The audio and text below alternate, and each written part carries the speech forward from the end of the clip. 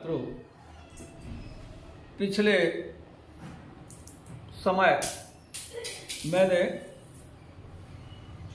स्वर संधि के दीर्घ संधि, गुण संधि, वृद्धि संधि, यण संधि, इन 4 संधियों के बारे में आपको समझा चुका, बता चुका हूँ।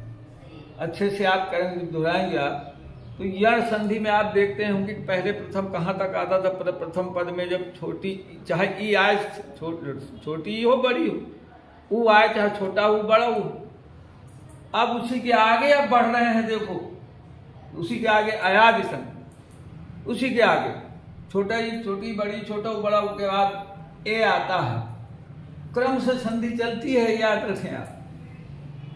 अब इसमें आपको ये पहले याद दिला दूं, मुझे लिखा हुआ अयादि संधि के बारे में आज हम पढ़ रहे हैं। तो अयादि में पहले तुरंत समझ जाना चाहिए, कितने सरल बात है कि जो हम संधि पढ़ चुके हैं। अयादि जो शब्द है, इसमें कौन सी संधि, इसमें कौन सी संधि छिपी है, तुरंत हमें समझ जाना चाहिए। इसमें दीर्घ संधि है, आय धन आदि, यानी आय आदि, याद रखिए आप, अयादि।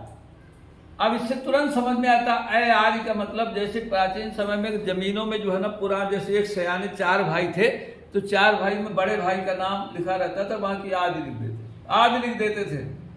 लेकिन जब कुछ अब समय बदला, बदमाशी होने लगी, तो फिर सबके नाम। तो इसी प्रकार संधि में भी अय आदि लिखा हुआ, जब तोड़ेंगे अपन, दीर्घ संधि है अय धन आदि, मतलब अय अकेले नहीं है, उसके 3 भाई और हैं, आय आय आओ आओ, ये समझ जाओ, ये समझ जाओ अयादि संधि। इसीलिए अय आदि, आज 3 और हैं, ये 4 ही नियम है कुल अयादि की। एक बार अगर आप समझ गए ना, कहीं से कोई दिक्कत नहीं। आय आय आओ आओ, 4 नियम। अब देखिए इसको, नियम नंबर 1 आय। आय का मतलब है, देखिए नय नह लिखा हुआ, नय नह। और इधर हम ऊ तक पहुंच गए थे यण संधि में।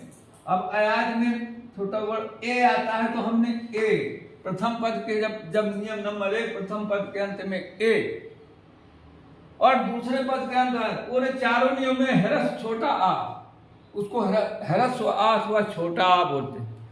प्रथम पद के प्रारंभ में ए रहेगा और दूसरे पद के प्रारंभ में आ रहेगा, तो समझ जाओ आय बन जाएगा। तुरंत समझ गए पहला नियम, नय न, तुरंत हो गया। देखिए ने धन अनंत। अब ये नियम से देखिए, तो ने धन अनंत, तो नय न, ने जहां आया तो ना एक की मात्रा हटाया, ये आ जो स्वर है उसको हटा देंगे और ने की जगह नय कर देंगे। आ का स्वर हटा देंगे जब मिलाएंगे, और नय,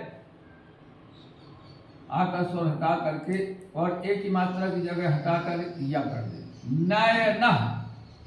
ये देखिए नय नह, जहां आएगा नय नह, एक बीच में आय शब्द आया, तो समझ जाओ पहले अक्षर में जब हम तोड़ना है, तो तुरंत हम एक की मात्रा लगा देंगे और या को हटाकर उसका स्वर, यानी आ की जगह में या को हटाकर उसका स्वर। देखिए इतनी सरल बात। आ गया गे धन अना, तो तुरंत हमने इसको ये मात्रा हटाया और आ को हटाकर या लिख दो, तो गए ना, तुरंत चाहे जो भी कर दे। शयनम से धन अनम, कोई भी आ जाए। दयनम दे धन अनम, यानी चाहे जो भी आ जाए, और एक अगर आपको आ गई तो समझो पूरा आ गया। समझ कैसे पूरा, एक जैसे। अब दूसरा नियम, उसके आगे देखिए, ए के आगे आई बनता है, तो इसलिए दूसरा नियम में आय हो जाएगा। आय, देखिए आय,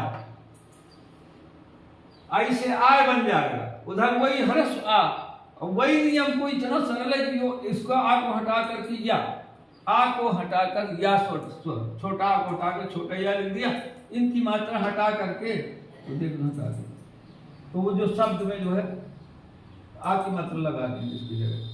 जैसे गाय कह, देखिए गई, ये देखो आई मतलब गई, तो ये इसको तो या कर दिया आ को हटा कर, तो और इसकी आई की जगह अगर गे होता तो एक ही कोई मात्रा नहीं, और अगर 2 मात्रा है तो बड़ा लगा देंगे। तो जैसे गाय धना का है तो गा में मात्रा हटा के माँ आ बढ़ा लगाए तो बन गया गाय का। लाई धना का लाय का। सई धना का साय का। दई धना का दाय का। नई धना का नाय का। यानी ऐसे कितने शब्द बन जाए, इतने शब्दों को हम बना सकते हैं पूरा क्रम से चल रहा है।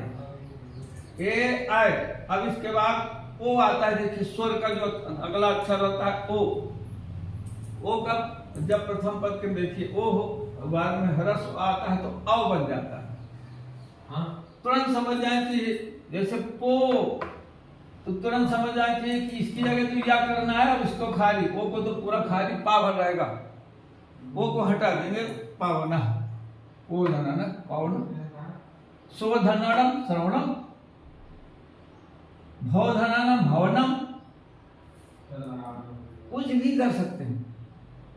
कितनी सरल बात है। या इसको हटा कर बस, और अगर तोड़ने को आए तो लिख दिया ओ, जैसे तोड़ना अपने को तो समझ जाए कि पव है, मात्रा नहीं है तो ओ की लगेगी ओ, और वह को हटा कर वो देना ना, तुरंत इसको तोड़ना है तो शुरू कर दिया और वह को हटा कर अड़म, वह को हटा कर छोटा आ तो शुरू धन अड़म, भवनम, जो भी आए जितने भी शब्द, कितनी सरल।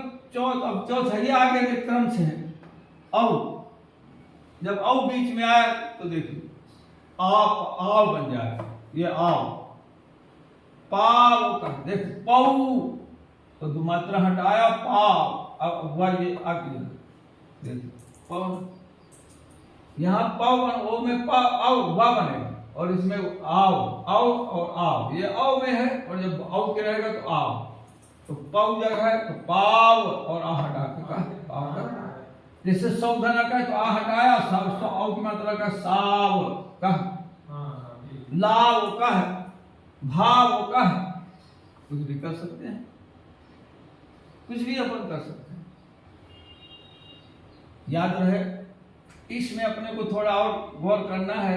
ये जो इधर की जो संधि है, ये जैसे अगर कहीं इधर आपको मान लो, देखिए अब यहाँ लिखा हुआ है नाविका, आप ये नहीं समझाएंगे तो थोड़ा सा हटके है, आ गया तो आप सोचोगे कि ये कौन सी संधि।